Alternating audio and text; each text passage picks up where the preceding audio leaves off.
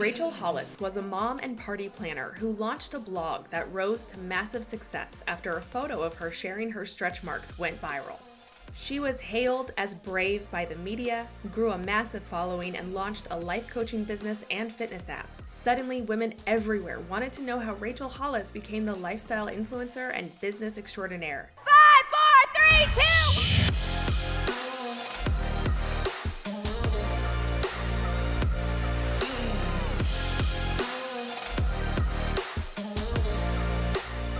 She had charisma, wealth, success, 2 bestsellers, a doting husband, and even a movie about her life in select theaters. At the pinnacle of her career, she sold out conferences and marriage retreats and was known around the world. And then, it all came crashing down. Today, we're going to look at how Rachel Hollis went from victor to villain and became one of the most hated women online.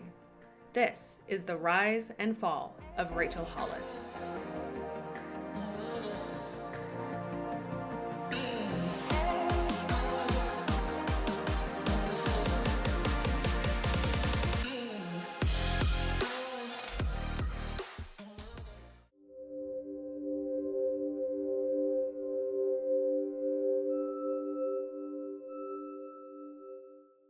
Rachel Hollis was born in 1983 and grew up the daughter of a Pentecostal preacher man 2 hours north of LA in a tiny Californian town called Weed Patch.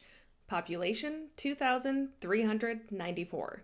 Rachel was the baby of 4 children and life was strict. In an episode from the Jesus Calling podcast from 2019, Rachel recalls that as the baby of the family, she was oftentimes attention-seeking and learned to get attention through performing. Rachel went on to mention how she didn't know there were other kinds of people because her Pentecostal lifestyle was very homogenous. Everybody around her was just like her with the same education, skin color, and background. Rachel said that after moving to LA, she realized everyone is different, but we'll dive into whether she truly realized that or not later on. Momfession. I get up every day at 5 a.m. and it sucks. And the truth is that we all get the same 24 hours. Oprah has the same 24 hours, and Beyonce, and Paralympians, and that mom you know that has 6-pack abs even though she has 4 kids. We all get those same hours. So you have to decide if your dreams are worth losing some sleep. Rachel graduated high school early at age 17 and immediately moved to sunny Los Angeles. But being as she was so young, her mom had to sign the lease on her apartment. Rachel enrolled in acting school where her biggest goal in life was to be a professional actress. But until Hollywood came calling, she worked as a part-time assistant in the afternoon after school until one day she was offered a full-time job at a production company. She excitedly quit school and took the job, but in her book, Girl Stop Apologizing, Rachel wrote about an emotionally abusive relationship she endured after taking this job. She writes, quote, "I dated this older man. I was essentially his booty call for months and months. He was bothered when I referred to myself as his girlfriend. He entirely treated me like crap and really obliterated my worth as a human being, so I dumped him." Then she continues, "Leaving him was exactly the wake-up call he needed to grow up and see me for the worthy, valuable woman I am. Next thing I know, he's shown up on my front doorstep and we're giving our relationship another go. And this time, it worked out." Unquote. Who was that emotional abuser?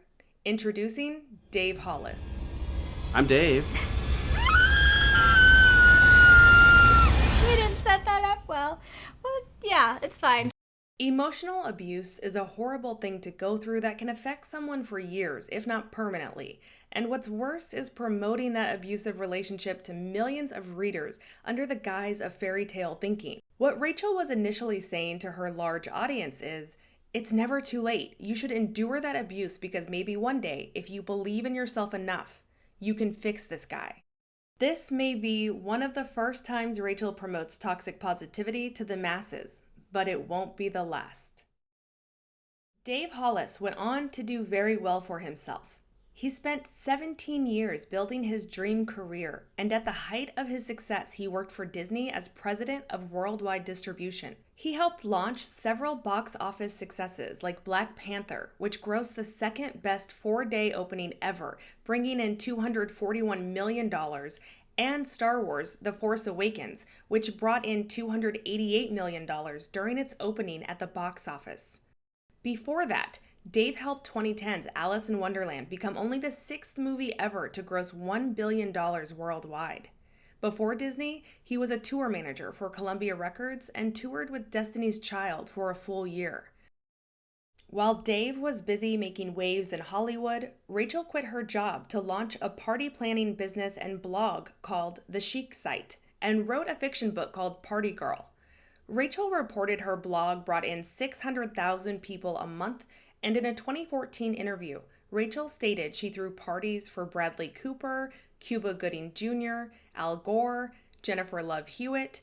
Rachel and Dave had 4 children, thriving careers, got to attend red carpet Oscar parties with the rich and famous, and Rachel was able to get her lifestyle and the start of her business provided for her by her Disney executive husband while having a nanny and a housekeeper. From the outside looking in, it appeared as if the Hollises had it all.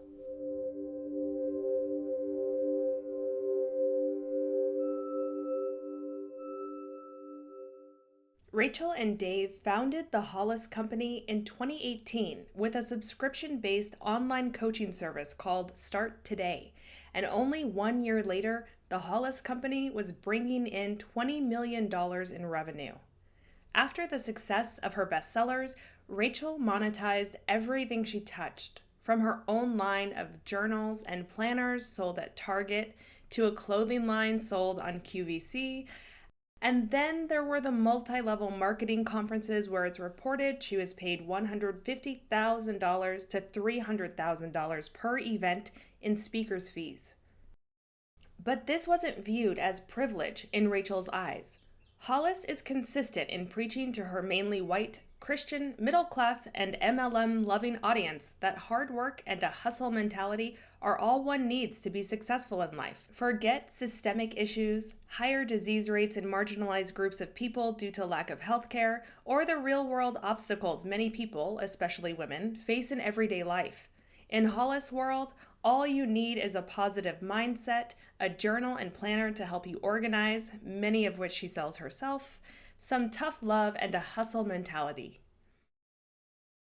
I wanted to go on this little rant real quick before I go into the office. I don't want to sit in my office and do this because I don't want the staff to hear me like yelling at a camera, you guys. But I saw this thing on Pinterest. What it says, what this pin that had been pinned thousands and thousands of times was, sometimes it's okay if the only thing you did today was breathe. I gotta talk about it. And I run the risk of super offending people who that pinnable resonates with. But here's the deal, you guys. Whatever you believe is true is true. When you were a little girl or when you were a little boy, you likely, if you're like most kids, you believed that there was a magical man who lived in the snow who could see if you were good, who could see if you were bad, and one night of the year, he brought you presents based on his knowledge of you. He brought those presents because he was flown around in a sleigh by magical reindeer, and then he fit himself down your chimney or through your window or up a stovepipe or something, and he brought you gifts. You used to believe that when you were little, that was your truth. So if you fill your Pinterest boards, and if you fill your mind, and you fill your computer, or you put on your bulletin board crap like that, that becomes your truth. Screw that noise. You are capable of whatever you think you are capable of. And my guess is that the people who are putting "all I could do today was breathe" on their Pinterest board are not people who have lost a child, are not people who are fighting cancer. They're people, I'm going to get myself in trouble, but they are people who want an excuse for why they didn't chase the thing. They want an excuse for why they keep giving up. They want to tell themselves, they want to encourage themselves that this life is so freaking hard that there are some days where I can't do anything. That is a lie. Hustle culture is something that's promoted by life coaches and influencers across all social media. Hustle culture is relentless stage capitalism rebranded as good for you. It promotes long work nights and lack of sleep, but hey, at least you can show the online world what a boss you are. Hustle culture perpetuates the myth that as long as you have an unhealthy obsession for striving paired with nonstop positivity, you too can have it all. But just like a multi-level marketing company, hustle culture only helps those at the top, and Rachel has been pulling unsuspecting women from the bottom of her monetized mountain into the toxic climb of hustle culture for many years, all while telling them they can be as successful as she is if they just believe in themselves. In a chapter from Girl Wash Your Face, Hollis wrote of her obsession of buying a Louis Vuitton bag. She wrote, "I wanted it because it represented the kind of woman I dreamed of becoming." She wrote that the day she received her first $10,000 consulting check, she drove to the Louis Vuitton store at the Beverly Center and walked out with her bag. Hollis also stated she has a goal of owning a vacation home in Hawaii by the time she's 40, and only 3 months after her book was published, Hollis uploaded a video to her YouTube channel titled "Say Hello to Dave's New Bronco," where the couple wowed their audience with images and video of a custom-built '69 Bronco. Under the video, comments were turned off. In this next chapter, we're going to take a look at the prosperity gospel, which is glorified by mega church pastors, multi-level marketing companies, and lifestyle influencers such as Hollis herself.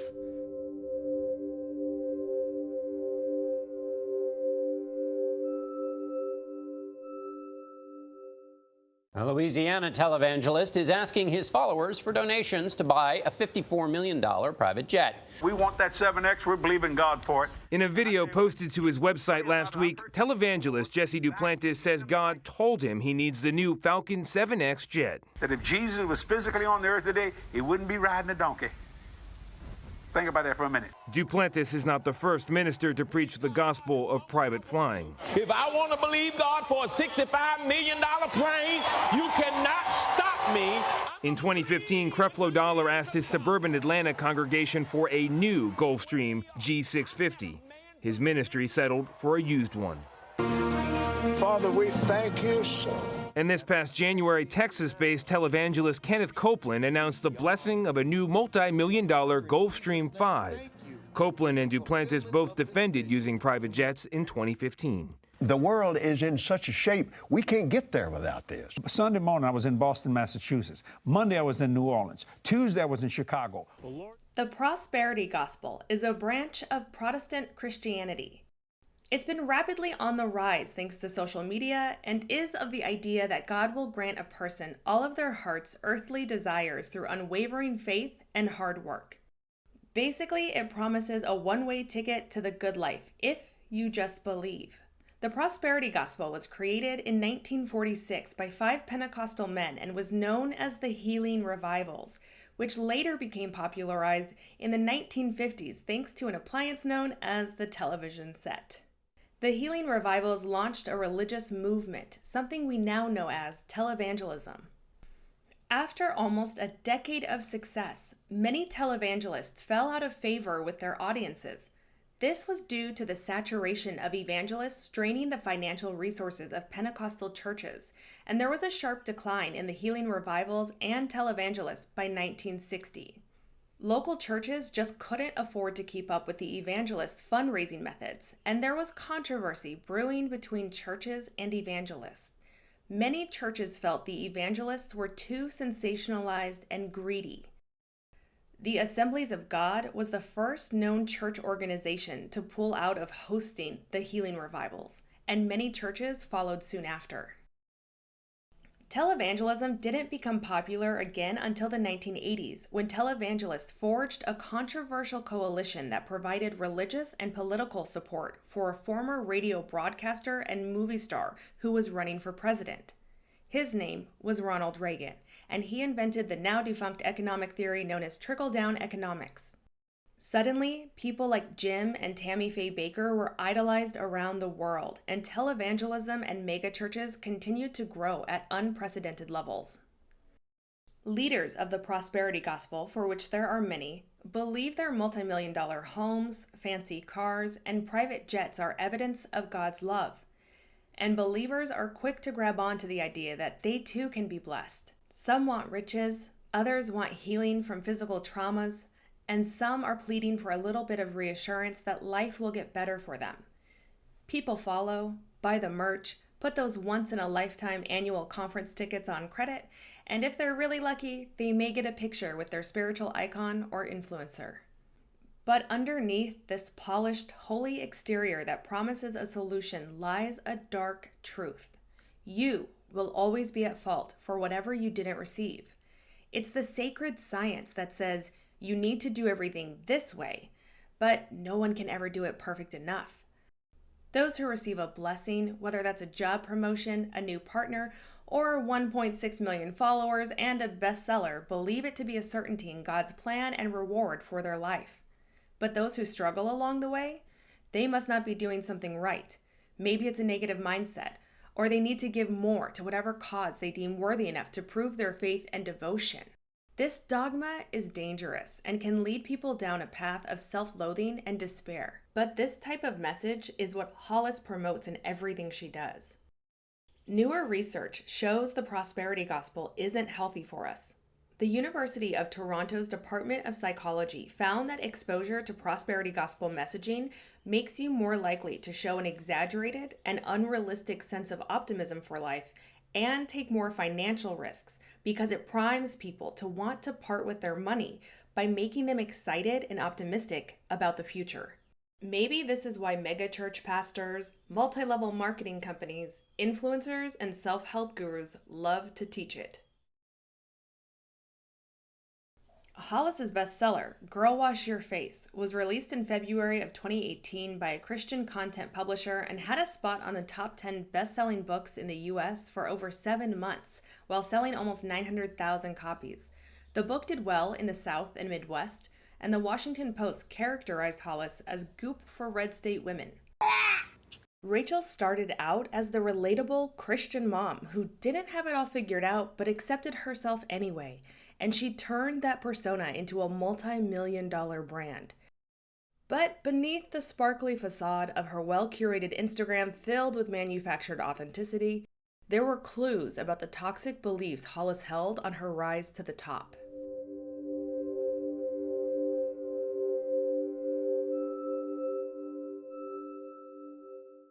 Okay, in no particular order, the first thing that helped me to get healthy was a physical challenge. Okay, not like Double Dare.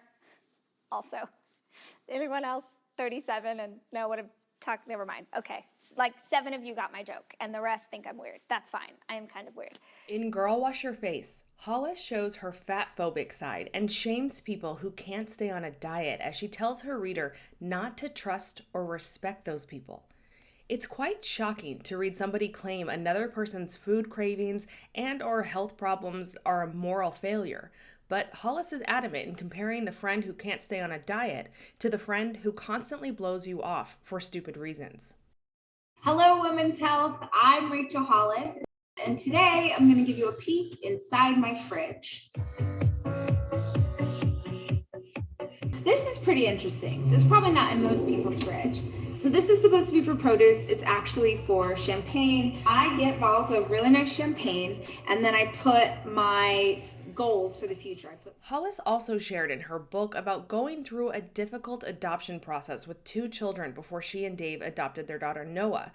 Because of the stress she felt, Rachel wrote she began drinking more and that, quote, vodka was my co-pilot and I was grateful for its presence in my life, unquote.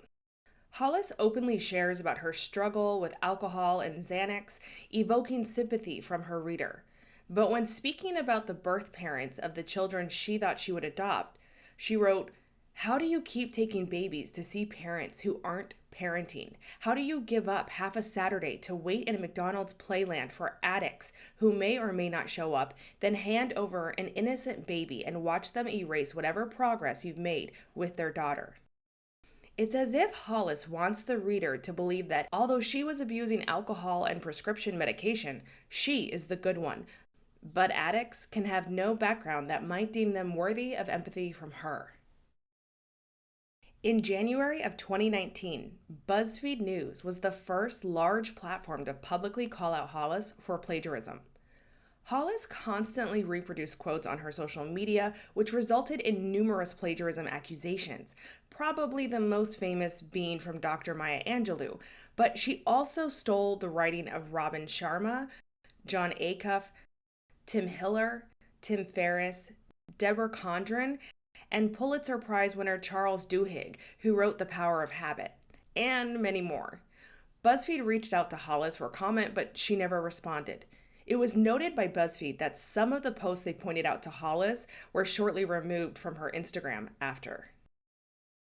Not only that, but Hollis's second bestseller, titled Girl Stop Apologizing, sounds almost exactly like the book Hey Ladies, Stop Apologizing, which was written 3 years earlier by author and professor Maya Jovanovic, shown here. On her social media, Hollis posted the image of a heart and apologized for plagiarizing Maya Angelou without credit and wrote, quote, "This morning I found out that my social team posted a graphic on my Instagram yesterday that said, 'Still, I rise.' That is obviously an immortal line from a Maya Angelou poem, only no credit was given to her. I immediately deleted the post, but I want to make sure and publicly apologize.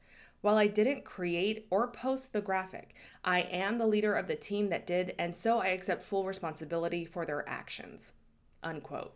Other than this one apology in which Hollis blames her team, the mounting pile of plagiarism accusations against her has never been addressed, even though it has been pointed out by social media users and in numerous articles. Outside of their motivational conferences that include vigorous jumping and dancing, Dave and Rachel launched and monetized a podcast called Rise Together, where they shared helpful tips for entrepreneurs and couples. Really the idea of a question that we feel like everybody in a romantic relationship needs to ask themselves, and needs to ask themselves pretty regularly, which is, are we growing? Are we growing together? Are we growing more in love? Are we better off now than we were a year ago? Or are we dying? Because any living thing is one of those two things. You can't be in the middle. You can't. You're either growing or you're dying. An animal, grass, humans are either growing or they're dying. So what does your relationship look like right now? Are you more in love with your partner than you were a year ago? Woo! Listen to that clip. I feel like I just listened to myself in 7th grade. Like my voice is like, oh, this is before you went through puberty. You've become a woman. I've become a woman. Finally. Yeah. I'm so glad. Also, we recorded that on the floor of our closet. It's so funny. I like flash back to being on the floor of the closet. Such a weird thing. It's such a weird thing. It feels like if you go back 18 months in our relationship, I think.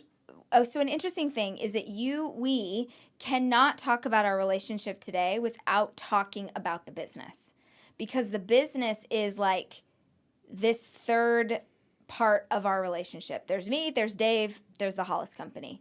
And it is such a massive part of our life. And because so much of our life now is wrapped up in taking care of the business, growing the business, scaling the business, leading this team, it's become this like what is it called? What is it called when a couple, there's like 3 people in a couple? Polyamorous. Which is what I thought, but then I thought I was making up that term. I was going to say a recipe for an affair leading to divorce, but continue. But I feel like that it is this third thing. And if even hearing that clip from a year and a half ago, I'm like, gosh, the biggest concern that those two fools had was making sure that there was an episode of Rise Together that week. Ah, bless. You know what I mean? Yeah. And think of how hard that felt at the time.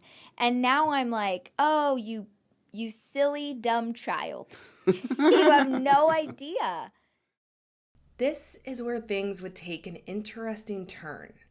Dave and Rachel went on to hold weekend marriage conferences called Rise Together, which cost couples $1,800 per ticket, but did not include food, lodging, or travel expenses. Their itinerary included topics such as communicating effectively, planning for success, romance and intimacy, finance, children, in-laws, hard seasons, and infidelity. The Hollis company stated only 200 couples would be allowed to attend as they wanted to create an intimate setting. Dave Hollis has a degree in organizational communication, and Rachel has a high school diploma. Neither are psychologists or licensed counselors. From the outside looking in, it seemed as if this monetized power couple had it all. They had money, fame, charisma, and a happy family. Or is that just what they were selling? By 2020, the millionaire-esque life coach began to take on a new tone. It was reported that at a Hollis Company leadership summit held that year, Rachel stated to their team, quote, "I am so rich I could just retire to Hawaii and never work a day again. That's how wealthy I am," unquote. Hollis was attempting to imply that she doesn't have to work this hard as she does, and the fact that she could quit tomorrow should show how passionate she is about her work. And at another conference that same year, Hollis allegedly bragged to her fans about her popularity and how much influence she had over them, with 2 people from that conference recalling that Hollis told the audience, "I own you." In this next part of the video, we're going to take a look at what happens when a brand built on toxic positivity is met with real-world conflict. This matters because there are a few key events that happened around the time Rachel Hollis's following began to turn on her.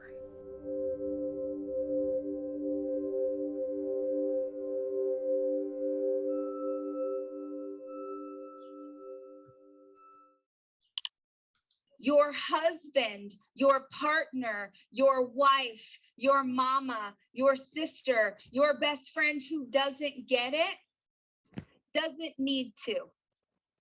This is on you. Can you carry on?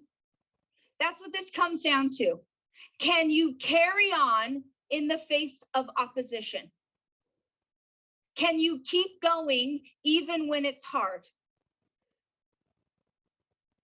On April 30th of 2020, Rachel posted an Instagram quote that said, "Today on the podcast, Dave Hollis and I are talking about how quarantine has affected our makeout sessions." Yes, we went there. If you're in a relationship, the Rise Together podcast is just for you. On May 22nd of 2020, Rachel posted a video stating that although she knows she's privileged, she misses the world and wants to get out. This would be the last video Rachel would post for 2 months. On May 23rd of 2020, Rachel posts about setting an example for her children through her brand and not letting the haters get in the way over the years as she was a CEO and working mom. At the end of this post, she plugs her brand of journals and planners to help people reach their goals. 2 days later, on May 25th of 2020, George Floyd was brutally killed in the street by a police officer. There was a collective uproar heard around the world, and for what seemed like the first time in the history of social media, people started to majorly take note, scrutinize, and call out the beliefs of who they followed online, especially those in the wellness, Christian, and motivational industries. Were their gurus really empathetic towards mankind, or was it all a ruse for clicks and follows? Instead of playing this both sides nonsense, were these motivational influencers now going to speak out against racism? Instead of mantras and motivational quotes that give you a vague idea of what their beliefs may be, were these blue check marks now going to finally put their foot down and stand against something? Followers were asking Hollis to speak up. They wanted to know, why wasn't she using her platform to speak out on such a giant issue?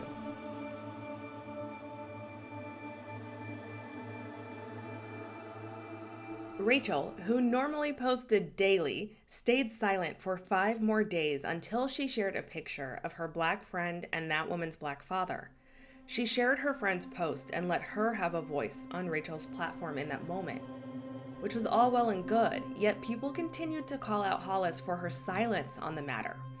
Yes, it's important to elevate Black voices, but as somebody who has plagiarized the words of Dr. Maya Angelou and many other people of color, Rachel's own silence was deafening, and many of the comments on that post told her as much. The next day, on June 1st, Rachel finally makes a post addressing George Floyd and systemic racism. And while it was praised by some, many of her conservative and evangelical followers let her know they weren't happy she was talking about such a thing, as they sided with the police officer who would later be found guilty and convicted. On the flip side, people of color were telling her she still hadn't done enough. This was a pivotal moment in the career of Rachel Hollis. When met with scrutiny in the past, all Rachel had to do was apologize and remove an Instagram post. But there were many things Rachel did not apologize for and was never held accountable for by her massive following, nor did she take accountability for. She got away with this because of her privilege, but after years of getting away with wrongdoing, Hollis wasn't able to hide from this. The same day she made a post about George Floyd and systemic racism, Trump had tear-gassed peaceful protesters in Lafayette Square, something the world witnessed on video with our own eyes. People around the globe were furious, and it seemed like the internet was no longer going to be forgiving of a white woman guru stealing the words of Black authors and people of color in the middle of the biggest civil rights movement since the 1960s. And this is where Hollis decided to stand up and take accountability. In her next post, she apologized for all the work she stole from people of color, apologized for not listening sooner, promised to do better, and donated large sums of her multi-million-dollar fortune to nonprofits that benefited Black and brown communities. And Hollis continued to use her platform for good, regularly urging her followers to do better, do more, and speak up for those whose voices weren't heard.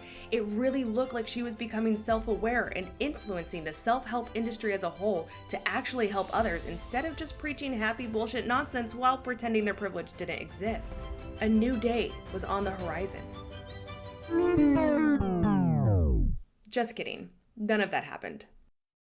Hollis stayed silent for 7 more days and then dropped a bombshell that would go on to devastate her career even more. On June 7th, repurposing an image she had posted that spring, Hollis wrote, "Guys, I have some hard news to share, and the honest truth is I have no idea how someone announces something like this, so I'm just going to say it. Dave and I have made the incredibly difficult decision to end our marriage." She went on to write, "We have worked endlessly over the last 3 years to make this work and have come to the conclusion that it is healthier and more respectful for us to choose this as the end of our journey as a married couple." Could it be that Rachel's post about the divorce was made in the wake of the George Floyd tragedy and the civil rights movement so she wouldn't have to take accountability for things she was being accused of when it came to profiting off the stolen work of Black, Indigenous, and people of color? Could it also be that she wouldn't have to further upset her Christian publisher and her conservative and evangelical followers by speaking up for marginalized groups? It's speculation, but if that were the case, posting about her divorce was a clever strategy because it absolved her from having to deal with or talk about the civil rights movement to her large platform that was questioning her integrity. What isn't speculation is that Rachel Hollis does not like to be held accountable. History has proven that. Many times, Hollis has publicly blamed members of her team for her plagiarism or stayed silent. But now, in the face of her tragic divorce, she could take a break unquestioned and not have to speak out on the real-world events her millions of followers were experiencing. Once she was ready, or after things died down, Hollis could easily come back and continue to share love and light in true influencer fashion. And that's exactly what she did. Hollis came back on July 17th, crying in a video to her following how she's had a hard week in a tough season. Then something interesting happened. On July 26th, Dave Hollis made a post where he shared a picture from their 16th wedding anniversary and told his following of nearly 500,000 that it was Rachel who asked for the divorce. He divulged Ray told him that she didn't want to be married anymore and that they could only become the people they were meant to be apart. He admits to being embarrassed and that after not having a drink for over a year, he reached for alcohol to cope. He goes on to talk about the Bible, his faith, and their children. Was this post made to share his authentic feelings? Or did Dave Hollis, who was the CEO of the Hollis company, strategically released this post one day before Rachel announced the launch of her newest book. We may never know. Like many influencers who post videos of themselves crying about something they've deemed hurtful, Rachel was immediately back to selling again. Only 2 posts after the video where she cried, one day after Dave's post admitting it was she who asked for the divorce, Rachel was promoting her brand new book, Didn't See That Coming. The comment section was not kind to her. Remember those multi-level marketing pyramid schemes Hollis spoke at? Those companies that paid Hollis around $150,000 to $300,000 per speaking gig? After years of promoting her brand to men and women in multi-level marketing and publicly thanking them for buying her products, Hollis then called them, well, dumb. In her book on page 146, after talking about how her party planning company survived the 2008 collapse by just working harder, with no mention of privilege or a wealthy husband or a housekeeper, Hollis gives the reader advice on finding additional revenue for their family. Basic advice such as research it, hit up Google, ask YouTube for help. And she wrote, quote, I'm positive someone is going to read this and be inspired to head on over to the internet and ask how she should make extra income. And then, 4 weeks later, her starter kit has arrived for the new at-home business she just paid $700 to join. Don't be dumb. Figure out ways to make money that don't require money. Yet again, Hollis faced another public outcry. All the men and mainly women in multi-level marketing who followed her, who bought her merch, went to her events, and saw her speak at their MLM conferences now felt even more betrayed by their self-help guru, which Hollis chose to never address.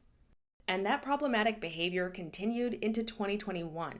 As Dave moved on and posted pictures with his new girlfriend, Rachel continued her outlandish behavior. In February of 2021, after Rachel had unfollowed Dave on Instagram, he made a desperate post asking his followers to treat Rachel kindly because one day their children would read the Instagram comments about their mother, and he stated he's Team Rachel.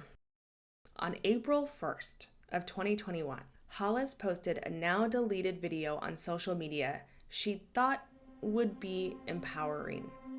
It was probably the biggest catalyst for her downfall. Okay, yesterday I was doing a live stream and I mentioned that there's this sweet woman who comes to my house twice a week and cleans. She's my house cleaner. She cleans the toilets. Someone commented and said, "You are privileged AF." And I was like, you're right. I'm super freaking privileged, but also I worked my ass off to have the money to have someone come twice a week and clean my toilets. And I told her that, and then she said, well, you're unrelatable. What is it about me that made you think I want to be relatable? No, sis, literally everything I do in my life is to live a life that most people can't relate to. Most people won't work this hard. Most people won't get up at 4 a.m. Most people won't fail publicly again and again just to reach the top of the mountain. Literally every woman I admire in history was unrelatable. If my life is relatable to most people, I'm doing it wrong. Her caption mentioned some of the greatest women in history, and she stated how unrelatable they are, seemingly implying she was like them by being wealthy and hiring someone to clean her toilets. To many of her followers, the post appeared awkward at best and racist at worst. Comparing yourself to Harriet Tubman, who escaped from slavery and helped many other slaves escape through the Underground Railroad, is not the same as posting inspirational quotes on Instagram. Getting shot in the face, like Malala Yousafzai, because she believed that girls should have access to education, is not the same as writing a bestseller from your mansion. Becoming the second female to sit on the highest court in the nation and co-founding the ACLU's Women's Rights Project like Ruth Bader Ginsburg did is not the same as having a motivational fitness app. The backlash from this video was swift, yet Hollis didn't delete the video for 4 more days. She then issued an apology that came across as insensitive and uncaring, then deleted that apology and the comments from activists educating her about her mistake, and then issued a more PC apology. Once again, Hollis pulled away from the platform she was receiving the most backlash on, but continued posting weekly podcast episodes on how to become the person of your dreams, how to be productive, interviews with celebrities, and her most embarrassing first kiss. She also rescheduled her annual conference after several of her guest speakers dropped out. Not long after this scandal, Kelly Clarkson deleted a post on her Instagram promoting an interview she did with Hollis on The Kelly Clarkson Show. Then, in a bigger blow to the Hollis brand, suddenly her products were no longer available at Target. It appears the only Hollis product still sold in Target is a book by Dave Hollis. Is Rachel Hollis misunderstood? Does she just have bad luck? Or is she a performance activist with narcissistic traits who talks about gratitude and acceptance while spreading a dark message to women everywhere? In this next chapter, we're going to take a look at Rachel's recent strange behavior and attempted comeback. Some might be surprised she's trying to come back so soon, but she's got conference tickets to sell.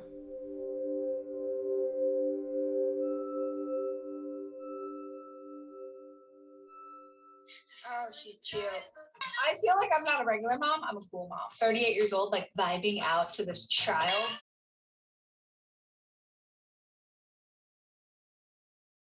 Okay, can we have a minute? Here's what I'm wondering. She says you didn't meet. Oh God, it's beautiful, that voice of mine. Who is this about? Is this about a celebrity? Honey. You are not gonna remember this ugly boy 5 years from now. And the blonde girl, she's gonna end up working at Chili's. Rachel Hollis is back and attempting to be relatable again. In a recent video on her YouTube channel, she talks about her first kiss since ending her marriage, goes into a lot of detail, and seems to attempt to capitalize on her recent divorce. In another one of her most recent YouTube videos, Hollis hid the like to dislike ratio, mentioned she was wearing Ivy Park, Beyonce's brand, and showed her underwear several times. I want to make it clear this channel supports men and women wearing whatever they feel comfortable in, but it's hard not to notice how off-brand this behavior seems for Hollis, who is usually pretty conservative with a conservative base. In my opinion, Rachel Hollis isn't just emotionally immature, but I believe her message to be dangerous. Not only is plagiarism a serious offense, but Hollis promotes honesty while skewing accountability. She's been paid millions by industries she later shuns without any explanation as to why. When people of color have tried to educate her and her following, something they didn't have to take the time to do, Hollis has been known to delete their comments. During controversy, Hollis never hesitates to blame her employees and then manipulates her followers with a sob story or uses her children as a distraction. She promotes authenticity while having people pay thousands of dollars to attend her marriage retreats while knowing her marriage is unhealthy. Hollis claims to be grateful and humble while looking down on those she feels are beneath her, such as people who are overweight, people who abuse substances, and those who clean houses and do service work that is mostly done by women of color. She promotes relatability and transparency, claiming anyone can do what she did if they only have a positive attitude and work hard. But the truth is, Hollis built a brand while having a housekeeper, a nanny, and a wealthy husband who funded her business until it was profitable. I do wonder if Rachel still carries some of her upbringing with her and if she has unpacked who Rachel really is, instead of having to be what she feels will bring her money and fame. Or maybe she only cares for the things that will bring her money and fame. I do believe in second chances, but only after someone has taken massive accountability and learned their lesson and made real amends. It appears as if Rachel Hollis will continue being the person that got her to where she is now as best she can, but her brand might not be able to rebound. In my opinion, both Dave and Rachel Hollis present nothing more than manufactured authenticity and performative relatability. This has been the story on the rise and fall of Rachel Hollis, a lifestyle guru who seemed to have everything going for her. She had money, success, and was adored by many. It's a cautionary tale that warns we shouldn't believe everything we see and hear, and that the happy and highly curated images we see online don't show the full picture, as we never know what goes on behind closed doors. If you are a fan of learning about scams, cults, and cautionary tales, be sure to like and subscribe for future content like this to be recommended to you. Thanks for watching. My name is Josie, and I hope to catch you again in the next episode.